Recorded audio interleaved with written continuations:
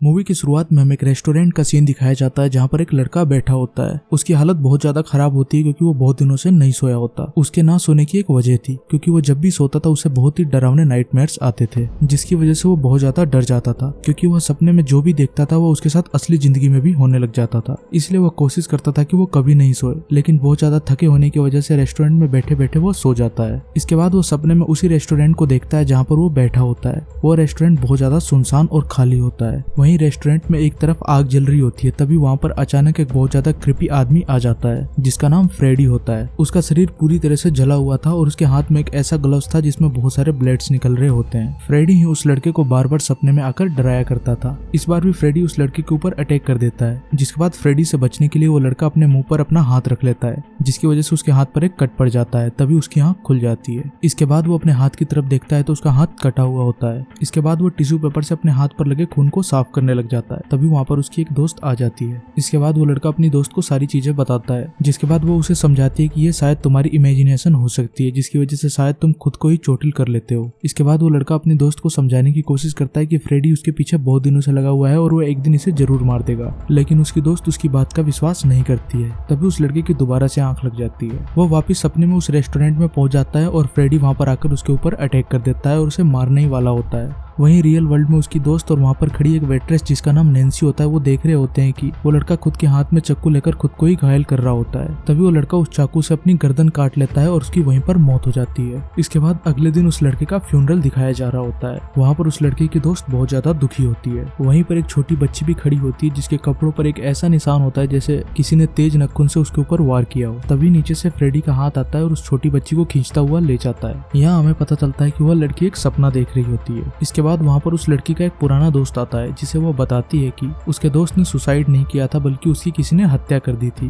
क्योंकि वो मुझे बहुत टाइम से बताने की कोशिश कर रहा था लेकिन मैं उसकी बात पर विश्वास नहीं करती थी। यहीं पर वो वेट्रेस भी आई होती है जिसका नाम नैन्सी होता है। वो इन दोनों की बातें सुन रही होती है। नैन्सी उन दोनों को यह बताने के लिए आगे बढ़ रही होती है कि वो लड़का सच बोल रहा था, क्योंकि नैन्सी उस लड़के की क्लासमेट होती है, जिसकी वजह से नैन्सी जानती थी कि उस लड़के को ये नाइटमेयर्स शुरू से ही आते थे, लेकिन नैन्सी को यह सब बताने का मौका ही नहीं मिलता है। नेक्स्ट सीन में हमें दिखाया जाता है कि उस लड़के की मौत के बाद उसकी दोस्त के साथ भी वही सब कुछ होने लग जाता है और उसे भी नाइटमेयर्स आने लग जाते हैं। फ्रेडी बार बार उसके सपनों में आता था और उसे बहुत ज्यादा डराता था। एक दिन वो लड़की अपने क्लासरूम में होती है, तभी वहाँ पर वो गलती से सो जाती है, जिसके बाद उसे अपने क्लासरूम का ही एक सपना आता है जिसमें क्लासरूम बहुत ज्यादा डरावना दिखाई दे रहा होता है और वहाँ काफी ज्यादा अंधेरा भी होता है। इसके बाद क्लासरूम में पानी भरना शुरू हो जाता है और सामने से फ्रेडी आता है। फ्रेडी अपने ब्लेड जैसे नाखूनों से उसके पास आता है और उसके बाल काट देता है, जिसके बाद वो लड़की बहुत ज्यादा चिल्लाने लग जाती है और तभी उसकी आंख खुल जाती है। यह देखकर उसके सारे क्लासमेट्स बहुत ज्यादा हैरान होने लग जाते हैं। इसके बाद वो लड़की जब अपने डेस्क पर देखती है तो वहाँ पर उसके कटे हुए बाल पड़े होते हैं, जिसके बाद वो बहुत ज्यादा परेशान हो जाती है। लेकिन इसके बाद तो उसे और भी ज्यादा भयानक नाइटमेयर्स आने लग जाते हैं। एक दिन वो काफी ज्यादा डरी हुई होती है। तभी उसका एक पुराना दोस्त उससे मिलने आता है और वह उसे बताता है कि फ्रेडी भी उसके सपनों में आता है और उसे काफी ज्यादा डराता है। इसके बाद वो दोनों डिसाइड करते हैं कि वो दोनों एक साथ ही रहेंगे क्योंकि दोनों काफी ज्यादा डरे होते हैं। इसके बाद वो लड़की सो जाती है, लेकिन सपने में वो देखती है कि उसके डॉग को फ्रेडी ने मार डाला है। इसके साथ ही उस लड़की की आंख खुल जाती है, लेकिन वो जगती नहीं है बल्कि सपने में वो एक और सपना देख रही होती है। तभी उसे लगता है कि फ्रेडी उसके बगल में लेटा हुआ है और उसे मारने की कोशिश कर रहा है। इसके बाद फ्रेडी उसे जोर जोर से हवा में उछालने लग जाता है और एंड में उसको मार डालता है।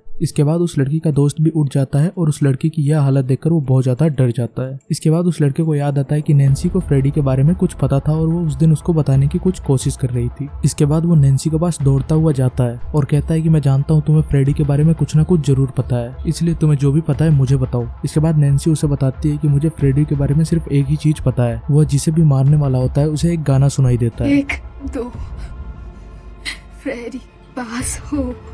यह एक काउंटडाउन होता है जिसका मतलब होता है कि फ्रेडी तुम्हारी तरफ आ रहा है। इसके बाद वो लड़का नैन्सी को सोने से मना करता है और कहता है कि मैं नहीं चाहता कि जो हमारे साथ हुआ वो तुम्हारे साथ भी हो। तभी वहाँ पर पुलिस आ जाती है। पुलिस को लग रहा होता है कि उस लड़के ने ही अपने दोस्त को मारा है क्योंकि वही आखिरी बार वहाँ पर मौजूद था। पुलिस इस लड़के को अरेस्ट कर लेती है और इसे जेल भेज दिया जाता है। जेल में पहुंचकर भी फ्रेडी उसका पीछा नहीं छोड़ता है। जैसे उस लड़के की आंख लगती है फ्रेडी उसके सपने में आ जाता है। सपने में उस लड़के को एक पुरानी फैक्ट्री दिखाई देती है जो कि खाली होती है और बहुत ज्यादा खौफनाक लग रही होती है। उसके उसके पीछे फ्रेडी आ रहा होता है, जिसकी वजह से वो इधर उधर भागने लग जाता है। इसके बाद उस फैक्ट्री में उस लड़के को अपने दोस्त की डेड बॉडी भी दिखाई देती है, जो एक जगह फ्रेडी ने लटका रखी होती है। इसके बाद फ्रेडी उस लड़के तक पहुंच जाता है और फ्रेडी उस लड़के को बहुत ही बेरहमी से मार देता है और उसकी बॉडी को भी लटका देता है। इसके बाद हमें दिखाया जाता है कि वो लड़का रियल वर्ल्ड में भी जिस बैरक में था वहाँ पर उसकी डेथ हो गई रहती है और वहाँ पर बहुत ज्यादा खून फैला होता है। इसके बाद नेक्स्ट सीन में हम नैन्सी को देखते हैं, जो कि बहुत ज्यादा परेशान होती है और अपने बेस्ट फ्रेंड के साथ बैठी होती है। इसके बाद वो नैन्सी को बताता है कि उसे भी डरावने सपने आते हैं, लेकिन वो इसके लिए एक नाइटमेयर से ज्यादा और कुछ नहीं है, क्योंकि उसके साथ रियल लाइफ में ऐसा कुछ भी नहीं होता है।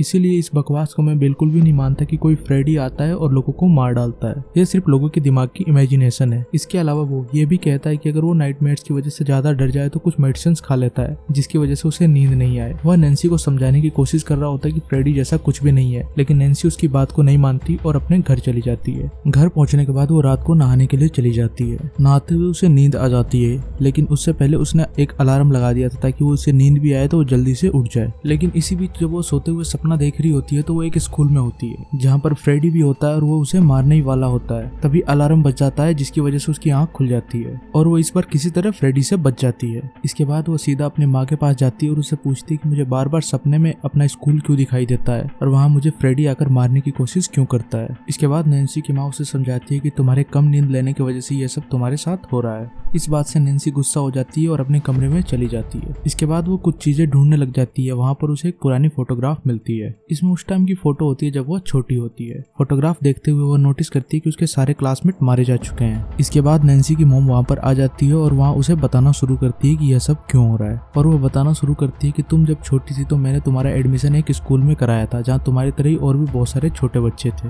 और उसी स्कूल में गार्डनर था जो कि बच्चों से बहुत प्यार करता था। इसके बाद सभी को डाउट हो गया कि वह इन बच्चों से इतना प्यार क्यों करता है, जिसके बाद पता चला कि उस गार्डनर के इरादे बच्चों को लेकर कुछ अच्छे नहीं थे। इसकी वजह से सभी पेरेंट्स ने उस स्कूल से अपने बच्चों को निकाल लिया। उस गार्डनर का नाम फ्रेड था, जिसको सभी प्यार से फ्रेडी बुलाते थे। बच्चों को उस स्कूल से जैसे ही निकाला गया, फ्रेडी एक दिन अचानक कहीं गायब हो गया। इसके बाद नैन्सी कहती है कि कहीं वही तो वापस बदला लेने के लिए नहीं आया है। इसके बाद नैन्सी इन चीजों पर और ज्यादा रिसर्च करना शुरू करती है और बाकी दोस्तों से भी कांटेक्ट करने की कोशिश करती है, लेकिन सभी की मौत हो गई रहती है और सिर्फ नैन्सी और उसका बेस्ट फ्रेंड ही बचे होते हैं। अगले सीन में हमें दिखाया जाता है कि नैन्सी का बेस्ट फ्रेंड एक कंपटीशन में स्विमिंग कर रहा है, लेकिन बहुत दिनों से ना सोने की वजह से उसकी स्विमिंग करते हुए ही आंख लग जाती है। सोने के बाद वो एक सपना देखने लग जाता है, जिसमें वो उसी फैक्ट्री में उठता है जहाँ पर फ्रेडीज लोगों को मारकर उनकी बॉडीज को टांग देता है। वो वहाँ पर देखता है कि काफी लोग फ्रेडी के पीछे भाग रहे होते हैं। इसके बाद फ्रेडी भागते हुए उस फैक्ट्री में घुस जाता है। वे सभी लोग उन बच्चों के ही पेरेंट्स होते हैं और वो लोग फ्रेडी को उस फैक्ट्री में बंद करके बाहर से आग लगा देते हैं, जिसकी वजह से फ्रेडी उस फैक्ट्री में ही जिंदा जल जाता है। लेकिन तभी नैन्सी के दोस्त की आंखें खुल जाती है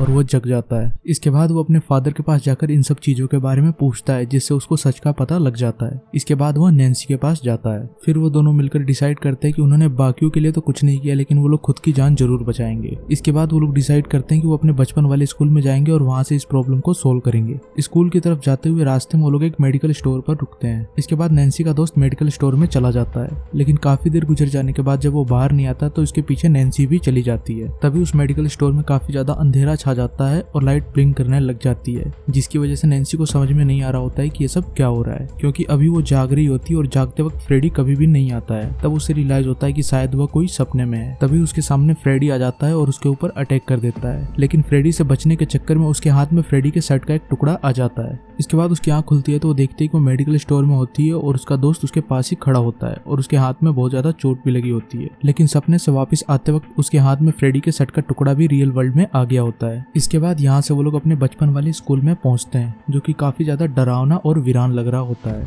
वहाँ पर काफी ज्यादा पुरानी और अजीब फोटोग्राफ्स होती है। इसके अलावा उन बच्चों की भी फोटोज होती हैं जो उस स्कूल में पढ़ा करते थे और जिनकी मौत हो चुकी है। इसके बाद नैन्सी अपने दोस्त से कहती है कि इससे पहले कि फ्रेडी हमें मारे हम ही उसे मार देते हैं। इसके बाद उसका दोस्त कहता है कि यह कैसे हो सकता है, वो तो अपने सपनों की दुनिया में रहता है और सपनों की दुनिया में हमारे शरीर पर कोई कंट्रोल नहीं होता। जिस पर नैन्सी कहती है कि हम उसे रियल वर्ल्ड में लाकर मार सकते हैं, क्योंकि मेरे साथ उसके शर्ट का कपड़ा आ गया था, इसका मतलब वो भी आ सकता है। इसके बाद नैन्सी का दोस्त उससे कहता है कि तुम थोड़ी देर रेस्ट कर लो, क्योंकि तुम काफी देर से नहीं सोई हो और मैं यहीं तुम्हारे पास बैठता हूँ। इसके बाद नैन्सी सो जाती है, लेकिन बहुत ज्यादा थके होने की वजह से उसके दोस्त की भी आंखें लग जाती है और वो भी सो जाता है। और जैसे ही वो सोता है वापस सपने में पहुंच जाता है, जहाँ पर वो उसी फैक्ट्री में होता है जहाँ पर फ्रेडी को जलाकर मारा गया था। इसके बाद वहाँ पर फ्रेडी उसके सामने आ जाता है और उसे कहता है कि तुम कुछ भी करके नैन्सी को नहीं बचा सकते हो। इसके बाद फ्रेडी उस लड़के को काफी ज्यादा जख्मी कर देता है, जिसकी वजह से वो लड़का वहीं पर गिर जाता है। नैन्सी भी उसी सपने में होती है, इसलिए फ्रेडी नैन्सी की तरफ बढ़ जाता है। इसके बाद फ्रेडी नैन्सी को डराने लग जाता है और उसे उन लोगों की लाशें दिखाता है जिसको उसने मारकर वहाँ पर टांग रखा होता है। इसके बाद वो नैन्सी को कहता है कि मैं तुम्हें भी ऐसे ही मारूंगा, और फिर वो नैन्सी को उठाकर खून में फेंक देता है। लेकिन तभी नैन्सी फ्रेडी की आंख में एक कैंची से हमला कर देती है, लेकिन इससे फ्रेडी को कुछ भी नहीं होता है और वो नैन्सी को कहता है कि इससे मेरा कुछ नहीं होने वाला है। इसके बाद नैन्सी एक बेड पर होती है और फ्रेडी उसे मारने ही वाला होता है कि तभी नैन्सी का दोस्त उसे जगा देता है, जिसकी वजह से नैन्सी जाग जाती है, लेकिन उसने फ्रेडी को बहुत जोर से पकड़ रखा होता है। इसकी वजह से फ्रेडी भी उसके साथ रियल वर्ल्ड में आ जाता है। रियल वर्ल्ड में आने का मतलब होता है कि फ्रेडी अब मर सकता है, जिसकी वजह से फ्रेडी को काफी ज्यादा गुस्सा आ जाता है और इन तीनों के बीच लड़ाई शुरू हो जाती है। इसके बाद वो नैन्सी के दोस्त को बहुत ज्यादा घायल कर देता है और उसे मारने ही वाला होता है, तभी पीछे से आकर नैन्सी उसके हाथ को काट देती है, जिसमें बहुत सारे ब्लेड्स होते हैं। इसके बाद वो फ्रेडी की गर्दन भी काट देती है। इसके बाद नैन्सी उस पूरी जगह को फ्रेडी के साथ में ही आग लगा देती है, जिसकी वजह से फ्रेडी और उसकी सारी जगह जल जाती है। इसके बाद नैन्सी अपने घायल हो चुके दोस्त को किसी तरह हॉस्पिटल में लेकर जाती है और उसके पास उसे बैठकर बताती है कि हम दोनों ने आखिरकार खुद की जान बचा ली है और अब फ्रेडी कभी भी नहीं आएगा। इसके बाद अगले सीन में हमें दिखाया जाता है कि नैन्सी अपनी माँ के साथ अपने घर पर आ जाती है। वो वहाँ पर अपनी माँ को बता रही होती है कि उसने फ्रेडी को मार दिया है। वहाँ उसकी माँ एक शीशे की तरफ पीट करके खड़ी होती है, तभी पीछे से फ्रेडी आता है और उसकी माँ को मार डालता है और उसे खींच कर ले जाता है, जिसके बाद हमें पता चलता है कि किसी भी तरह फ्रेडी को मारा नहीं जा सकता है। और इसी के साथ ये मूवी खत्म हो जाती है। तो दोस्तों, अगर आपको ये वीडियो अच्छा लगा हो तो इसे लाइक जरूर कर देना, और अगर आप ऐसे और वीडियोस देखना चाहते हो तो मेरे चैनल को सब्सक्राइब जरूर कर लेना। मैं मिलता हूँ आपसे अगले वीडियो में, तब तक के लिए बाय।